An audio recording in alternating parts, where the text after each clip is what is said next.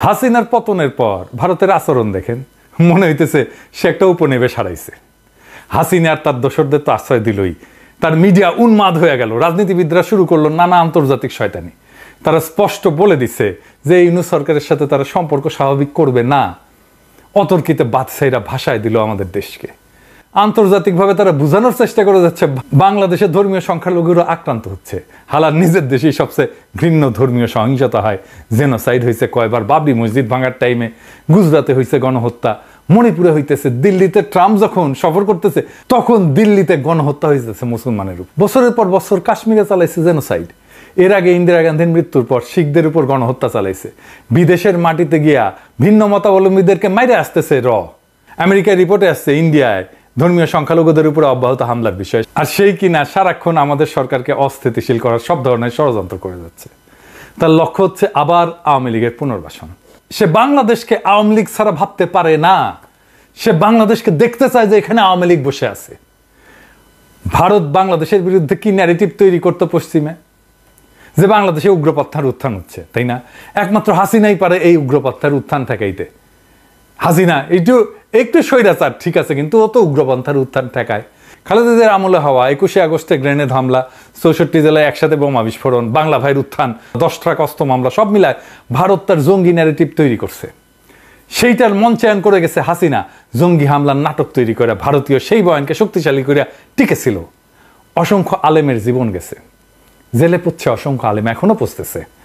হাসিনা ভারতের সাহায্যে এটা প্রতিষ্ঠা করতে পারছিল বাংলাদেশ উগ্রপন্থীদের দখলে চলে যাবে। হাসিনাকে দরকার, কারণ সে উগ্রপন্থীদের পিটাইতে পারে, তার সক্ষমতা আছে। মসজিদের মধ্যে ঢুইকা মুসল্লি পিটান। এই হাসিনাকে আনা হয় ভারত আর আমেরিকার প্রত্যক্ষ পরিকল্পনায় 1/11 ঘটায়।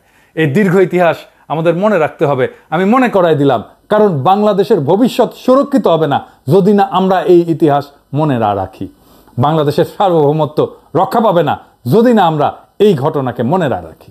তার মানে আমাদের দেশের ভবিষ্যতের সাথে যুক্ত হয়ে আছে ভারতের সব শয়তানিকে রুখে দেওয়ার সক্ষমতা। যেই দলই ক্ষমতায় আসুক, যেই রাজনীতিতে ক্ষমতায় আসুক, তাকে যদি বাংলাদেশকে রাষ্ট্র হিসেবে গড়ে তুলতে হয় তাহলে ইন্ডিয়ার শয়তানিকে রুখে দিতে হবে।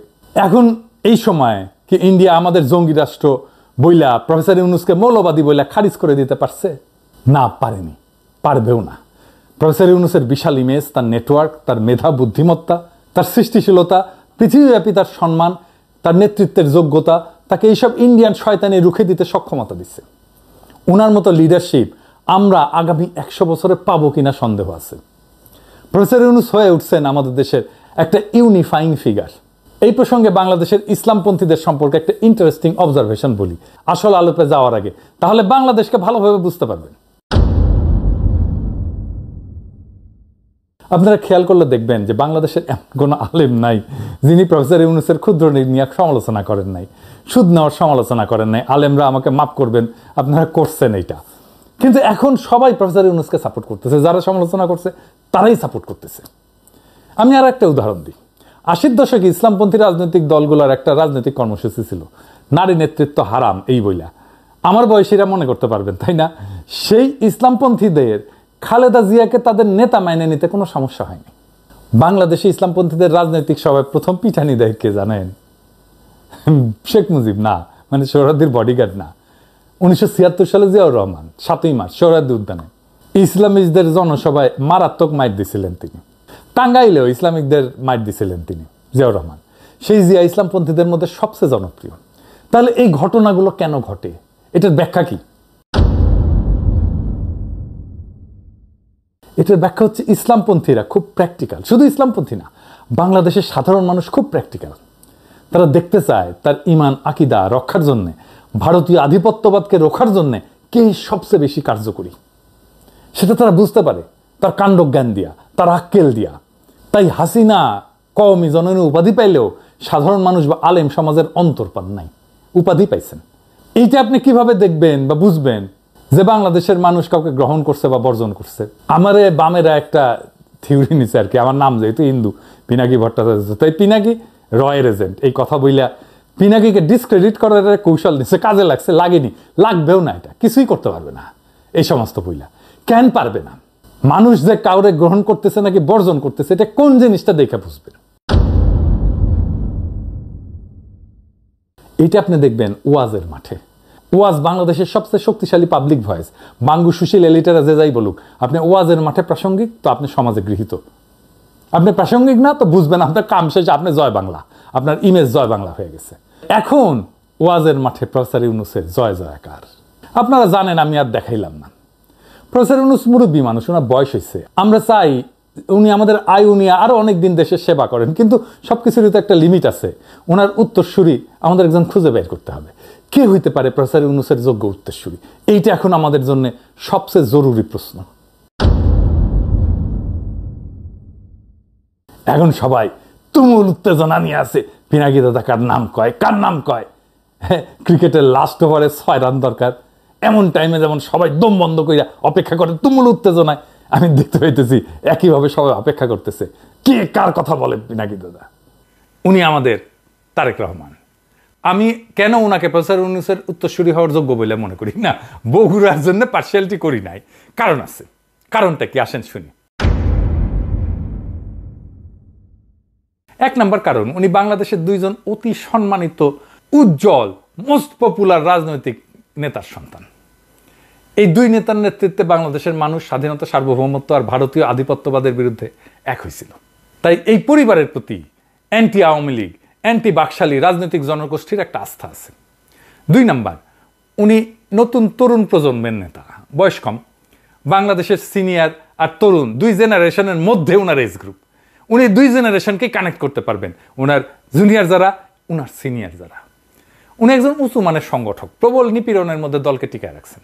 আরেকটা জিনিস দেখবেন যে নির্বাসন, রাজনৈতিক নিপীড়ন একজন রাজনীতিবিদকে গড়ে তোলে, তার কমিটমেন্টকে শার্প করে। তিনি সে আগুন ঝরা পথে হাঁটছেন। আরও বলা যায়, উনি যেভাবে নিজের সমালোচনা নিতে পারেন, ওনার দলের বুড়াগুলা সেটা নিতে পারে না। তো যাই হোক, ওনার এত পজিটিভ বৈশিষ্ট্য থাকার পরেও কি উনি নেক্সট সরকার গঠন করে তার নেতা হইলে বা নেক্সট প্রাইম মিনিস্টার হইলে সফল হবেন নেতা হিসাবে? সম্ভবত না, দুঃখজনকভাবে না। এবং এটা বাংলাদেশের জন্য ডিজাস্টার হবে। কেন না? প্রথম কারণ, ওনার দল বেপরোয়া হয়ে উঠছে। দৃশ্যত দলের উপর এখন কারো নিয়ন্ত্রণ আছে কিনা কেউ বলতে পারতেছে না। 5ই আগস্টের পর থেকে বিএনপি এমন সন্ত্রাস করতেছে, চাঁদাবাজি করতেছে, দখলদারি করতেছে, যা আগে আওয়ামী লীগ করতো। দেখেন, গত 8 মাসে বিএনপি মোট খুন করছে 61টা। 61 জনের মধ্যে 7 জন আওয়ামী লীগ, 7 জন অরাজনৈতিক মানুষ, 1 জন জামাত এবং 46 জন বিএনপি করা মানুষ নিজের দলের লোক। এখনো তারা ক্ষমতায় যায়নি। মানুষের মনে তাহলে প্রশ্ন, ক্ষমতা গেলে কি করবে? এই বিএনপি কি ভারতকে সামলাইতে পারবে? তার সে বয়ান কই? বরং মির্জা ফখরুল বলছে ভারতের সাথে সম্পর্কের বরফ গলতে শুরু করছে, এবার নাকি এই সম্পর্ক নাকি আরো ভালো হবে। খুবই স্পষ্টভাবে বলছে। 71 নিয়ে ভারত যে ন্যারেটিভ তৈরি করতেছে, সেটাই এখন বিএনপির ন্যারেটিভ। সেই মুক্তিযুদ্ধের চেতনা, সেই 72-এর সংবিধান, সেই ধর্মনিরপেক্ষতা, সেই অসাম্প্রদায়িকতা, সেই ইন্ডিয়ান ন্যারেটিভ, সেই আওয়ামী ন্যারেটিভ এখন বিএনপির ন্যারেটিভ। তো সে কিভাবে ভারতকে ঠেকাবে? হাসিনার বিচার হলে মোদি এবং ভারত রাষ্ট্র যে অভিযুক্ত হবে, সেটা শক্ত অবস্থান নিয়ে দাঁড়ানোর বদলে তো আত্মসমর্পণ করে আছে বিএনপি। কেন করছে সেটার অন্য কারণ আছে, সে আরো আলাপে আমি আজকে গেলাম না। এমনকি জুলাই আগস্ট বিপ্লব নিয়ে ছাত্রদের সাথে তাদের দূরত্ব, সাধারণ জনতার সাথে তাদের দূরত্ব। আমরা তো 24-এ 5ই আগস্টকে দ্বিতীয় স্বাধীনতা বলি, সেটাকে বিএনপি দ্বিতীয় স্বাধীনতা বলে স্বীকারই করে না। ছোটখাটো নেতা বলেনি, গুরুত্বপূর্ণ নেতা বলছে। দেখেন, বিএনপিতে কিন্তু এই যে জেনজি, এটা কিন্তু নাই, তরুণ প্রজন্ম নাই, তারা তারুণ্যকে টানতে পারে নাই। মানে ওই দলের বুড়ারা যত বিদায় নেবে, ওই দল তত শুকাবে, তার ফ্রেশ রিক্রুটমেন্ট নাই বিএনপিতে। আমি আমার শহর বগুড়ার লিডারশিপের কথা বলছিলাম, অনেকে মাইন্ড করছিলেন, কিন্তু আপনি আশেপাশে খুঁজে দেখেন যে মেধাহীন দুর্বৃত্তরা অনেক জায়গায় নেতৃত্বে বিএনপি একটা বুদ্ধিজীবী পুল গড়ে তুলতেছে, ভালো, কিন্তু এদের কেউই সে অর্থে পলিটিক্যাল না, রাজনীতি করে আসেনি কেউই, একেবারেই না। মানে রাজনীতি বিষয়টা কি সেটা নিয়ে ধারণা নাই। সেজন্য তাদের বুদ্ধি, তাদের মেধা, তাদের দক্ষতা, তাদের পেশাগত সাফল্য যত বড়ই হোক না কেন, পলিটিক্স এই সিরিয়াস বিষয়টা ধারে কাছে ওনারা আসতে পারবেন না। তার উপর একটা ব্যাপার দেখেন, ওনাদের বেশিরভাগই দেশে থাকে না, লিস্ট দেখেন বেশিরভাগ, মানে 2-1 হয়তো দেশে থাকে। বিএনপির ভেতরে যে এই ইন্টেলেকচুয়াল ভয়েড, মানে শূন্যতা, এটা কতটুকু আসেন একটু বুঝে দেখি। দেখেন, তারেক রহমানকে নিয়ে যে স্নেহার ক্যাম্পেইন হয়েছে না, আওয়ামী লীগ করছে, ইন্ডিয়া করছে, তার ভার এখনো বহন করতেছে তারেক রহমান। উনার বিরুদ্ধে স্নেহার ক্যাম্পেইনের প্রথম অর্গানাইজ জবাব আমি দিছিলাম ভিডিও কইরা, মনে আছে না, মাস 7 আগে। ওনার সেই ইমেজ পুনরুদ্ধার এবং বিশেষ করে পশ্চিমে ইমেজ পুনরুদ্ধার কিন্তু হয়নি এখনো। ওনাকে যে নির্যাতন করা হয়েছিল তা আমেরিকার ইন্ডিয়ার যৌথ পরিকল্পনাতে হয়েছিল, তো সেটা পরিবর্তন হয়েছে কি তাদের মনোভাব আমরা শিওর না, আমরা জানি না। ওনাকে নিয়ে তো পশ্চিমের আগ্রহ দেখি না, ওনার সাক্ষাৎকার ছাপা হয় না পশ্চিমা মিডিয়ায়, উনি পশ্চিমা টিভিতে আসেন না, উনি নিজে লেখেনও না, বলেন কিন্তু লেখেন না। তো তাহলে উনার ইন্টারন্যাশনাল ইমেজ কে তৈরি করবে? আরো বড় কথা আছে, ধরেন বিএনপি তো 111 ঠেকাইতে পারে নাই, ক্ষমতায় ঠেকাইতে পারে নাই, এখন কিভাবে ভারতের শত্রুতা ঠেকাবে? এখন বিএনপি কইতে পারে ভারতের সাথে শত্রুতা খ্যান করতে হবে। এইখানেই তো আমাদের সমস্যা। আমরা তো হাসিনার মতো স্বামী স্ত্রীর সম্পর্ক চাই না। ভারতের সাথে চুক্তিগুলো তো বাতিল করলেই ঝামেলা শুরু হয়ে যাবে। আর হাসিনার করা চুক্তিগুলো যা হাসিনা ভাষায় ইন্ডিয়াকে যা দিছি চিরজীবন মনে রাখবে, সেই চুক্তিগুলো যদি থাকেই তাহলে হাসিনার সমস্যা কি ছিল? একই তো জিনিস চললো, তাই না? মানে ইন্ডিয়ার সাথে চুক্তিগুলো তো বাতিল করতে হবে, ভারতীয়দের বাংলাদেশে চাকরি করতে দেওয়া যাবে না। রাষ্ট্র চালানোর মতো দক্ষ লোক এখন বিএনপিতে আছে নাই। যারা আগে ছিলেন বিএনপির মন্ত্রী ছিলেন তাদের বেশিরভাগই নাই, যারা আছেন তারা অতিবৃদ্ধ। 2026-এ বাংলাদেশ এলডিসিতে মানে স্বল্পোন্নত দেশে উন্নীত হবে। আমরা বৈদেশিক অনুদান পাবো না, ওষুধের প্যাটেন্ট কিনতে হবে, আমাদের অর্থনৈতিক বিশাল চাপের মধ্যে পড়বে। আমরা এটা মোকাবেলা করার মতো এখনো সমর্থ হইনি। আমরা জানি না এটা আমরা মোকাবেলা কেমনে করব। বিএনপি এটা মোকাবেলা করতে সক্ষম? তার উপরে তারেক রহমান এখনো একটা দলের নেতা, জাতীয় নেতা হিসেবে ঠিক কেমন পারফর্ম করবে সেটা আমরা জানি না। বিএনপির 2002 থেকে 2006 সালের শাসনকাল তো ভালো ছিল না। সেই সময়ের একটা লেজিট ট্রমা এই সেই জেনারেশনের আছে। মানুষ ন্যায্যভাবেও যদি ওই সময়টাকে বিবেচনা করে তাহলে বিএনপি ভালো মার্ক পাবে না ওই সময়ের জন্য, ওই শাসনের জন্য। আবার উল্টা দিকে বিএনপির নেতা কর্মীরা মনে করতেছে আমাদের দল বড় দল, আমরা রাষ্ট্র চালাবো, ইলেকশন করে আমাদের বা যাদেরকে রাষ্ট্র ক্ষমতা বসানো হোক, সমস্যা কি? এটাও যৌক্তিক, আমি মানি। আবার দেশের জনগণের একটা বিশাল অংশ মনে করে প্রফেসর ইউনূসের সরকার আরো দীর্ঘ সময় থাকা দরকার, কারণ জনজীবনে অর্থনীতিতে দৃশ্যমান উন্নতি হয়েছে। এখন এই অবস্থার সমাধান কি হইতে পারে? আমরা সবাই ভাবছি অন্তর্বর্তীকালীন সরকার থেকে একটা রাজনৈতিক সরকারে উন্নীত হব। এইখানে আমাদের একটা out of the box solution চিন্তা করতে হবে। সেটা হইতেছে আমরা এই অন্তর্বর্তীকালীন সরকার থেকে একটা ট্রানজিশনাল সরকার করব, যা থেকে রাজনৈতিক সরকারের উত্তরণ করব। তার মানে 3টা স্টেপে, ধাপে ধাপে। এই ট্রানজিশনাল সরকার থাকবে হাসিনার টার্মটা যতদিন ছিল ততদিন, মানে হাসিনা যদি ক্ষমতায় থেকে যেত তাহলে যতদিন পরে আর একটা ইলেকশন হইতো ততদিন। কারা থাকবে এই সরকারে? ফ্যাসি বিরোধী সকল রাজনৈতিক দল, বিএনপি, জামাত, চরমনাই, নূরের দল, এনসিপি, এমনকি বাম সহ সবাই। ন্যাচারালি আমরা দলগুলোর শক্তি জানি, সেই হিসেবে তারা মন্ত্রী পাবে, মন্ত্রিসভা পুরা হবে। আর উপপ্রধান উপদেষ্টা হবে তারেক রহমান। বর্তমান উপদেষ্টা পরিষদের বেস্ট উপদেষ্টারা থাকবেন। এখন বলতে পারেন বেস্ট উপদেষ্টা কিভাবে নির্বাচন করবেন, এটা কিভাবে বাইর করা যাবে? এটা কঠিন কিছু না, একদম একটা থার্ড পার্টি দিয়ে ইভালুয়েট করা হবে। ধরেন বোস্টন কনসালটেন্সি গ্রুপ, তাকে দিয়ে দিলাম কাজটা। আপনি দেখবেন কিছু মন্ত্রণালয় সুপার পারফর্মিং, কিছু একেবারে যাচ্ছে, আর কিছু মাঝামাঝি। যারা সুপার পারফর্মিং তারা থাকবে। এটা হবে সত্যিকারের জাতীয় সরকার। এইখানেই আমরা আবার সেই জাতীয় ঐক্য গড়ে তুলতে পারবো, যেটা 5ই আগস্টে গড়ে উঠছিল, যেটা জুলাই আগস্ট বিপ্লবে গড়ে উঠছিল। এতে বিএনপির লাভ কি? তারেক রহমান একটা মেন্টরিং পাবেন প্রফেসর ইউনূসের। রাহুল গান্ধীকে এই মিরপুরে পাঠানো হয়েছিল প্রফেসর ইউনূসের মেন্টরিং এর জন্য, শিক্ষার জন্য। এই মেন্টরিং তারেক রহমানকে ভবিষ্যতের জন্য গড়ে তুলবে। প্রফেসর ইউনূসের সব নেটওয়ার্কের সাথে তারেক রহমান ইন্ট্রোডাকশন হবে, জানবে। আমরা একটা ধারাবাহিকতা পাবো লিডারশিপে, আন্তর্জাতিক রিলেশনের একটা ধারাবাহিকতা পাবো, প্রফেসর ইউনূসের নেটওয়ার্কের একটা ধারাবাহিকতা পাবো। তারেক রহমানের ইমেজ ক্লিন আপ হবে প্রফেসর ইউনূসের সেকেন্ড ম্যান হিসেবে। পৃথিবী চিনবে উনি প্রফেসর ইউনূসের সাথে কাজ করছেন, ট্রাস্ট করতেন প্রফেসর ইউনূস। আবার ওনাকে ব্যর্থতার পুরো দায় দিতে হইল না, ক্ষমতার স্টেক পাইল। এই যে ক্রস এক্সচেঞ্জ হবে এক্সপার্টাইজের নানা দলের সাথে, সেটাই সবাই উপকৃত হবে। বিএনপি যে কমপ্লেন করে জাতি বিভক্ত হয়েছে, তার সমাধান হবে, জাতি আবার ঐক্যবদ্ধ হবে। এই ট্রানজিশনাল সরকার ফ্যাসিবাদের সব অবশেষ সরাবে। চার্টার বা ম্যান্ডেট কি হবে? 1 নম্বর আওয়ামী ফ্যাসিবাদের নির্মূল, ভারতীয় আধিপত্যবাদের অবসান। 3 নম্বর সাম্যের সমাজ আর ইনসাফের রাষ্ট্র। 4টা, সামান্য 4টা। এতে আর্মির কি উপকার হবে? ওয়াকার সাহেব জাতিসংঘের রিপোর্টে আর্মির নাম আসায় উতলা হয়ে পড়ছেন, পড়াটাই স্বাভাবিক।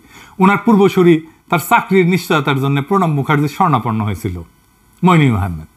এখন যদি ওয়াকার সাহেব এই বিচার থেকে নিজে এবং তার বাহিনীর দুর্বৃত্ত জেনারেলদের বাঁচানোর জন্য ভারতের শরণাপন্ন হন, তাতে অবাক হওয়ার কিছু নাই। আমি বলতেছি না যে উনি ভারতের শরণাপন্ন হয়েছেন, কিন্তু আমরা তো ঘরপড়া গরু, সিন্দুরে মেঘ দেখলে তো ডরাই। হয়েছিল তো এরকম কাজ রে ভাই। ওয়াকার সাহেব, আপনারা একটা কথা বলি, রাজনীতি একটা অতি সিরিয়াস বিষয়।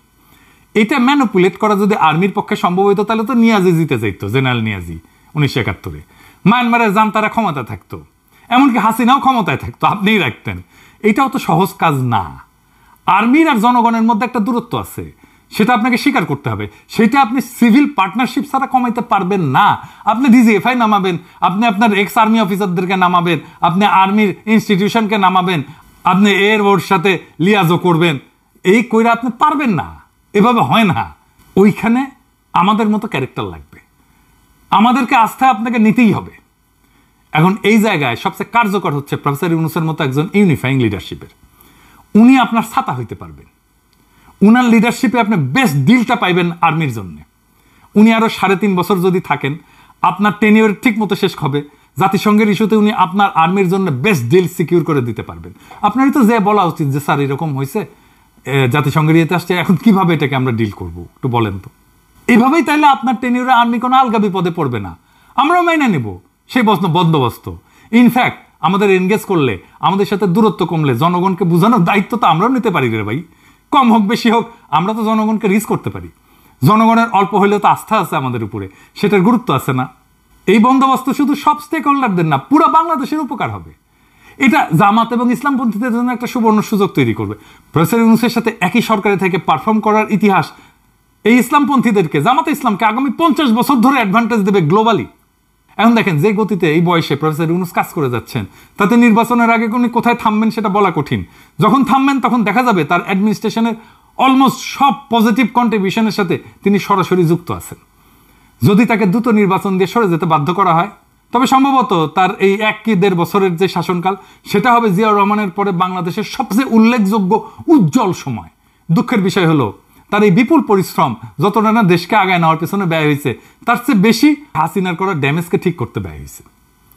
যদি এই ট্রানজিশনাল সরকারের এই পরিকল্পনাটা গৃহীত না হয় আর ডিসেম্বরের মধ্যে নির্বাচন দিয়ে প্রফেসর ইউনূসকে চলে যাইতে বাধ্য হইতে হয়, তাহলে আমাদের রিয়ালাইজেশন কি হবে, উপলব্ধি কি হবে? উনি চলে যাওয়ার পর আমাদের কিছু রিয়ালাইজেশন তো হবেই।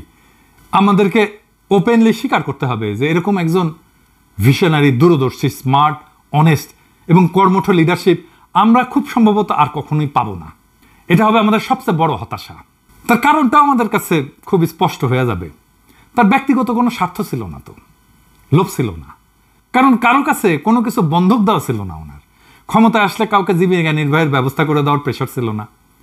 উনি সেলফ মেড ম্যান, ওনার এনাফ সেলফ রেসপেক্ট আছে, এবং সেই কারণেই তার পক্ষে যতটা বোল্ড হওয়া, আনকম্প্রোমাইজিং হওয়া সম্ভব হয়েছে, জনগণের ম্যান্ডেট নিয়ে আসা কোনো লিডারের পক্ষে সেটা সম্ভব হবে না, কোনোদিন হবে না।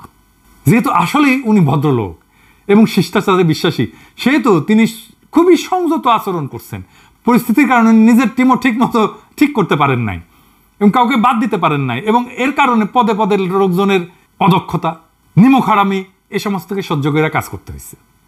সেই রিয়ালাইজেশনের পরে, উপলব্ধির পরে জাতি হিসাবে আমাদের জন্য কি অপেক্ষা করবে? এরপরে একটা সর্বগ্রাসী হতাশা আমাদেরকে গ্রাস করবে, জাতিকে।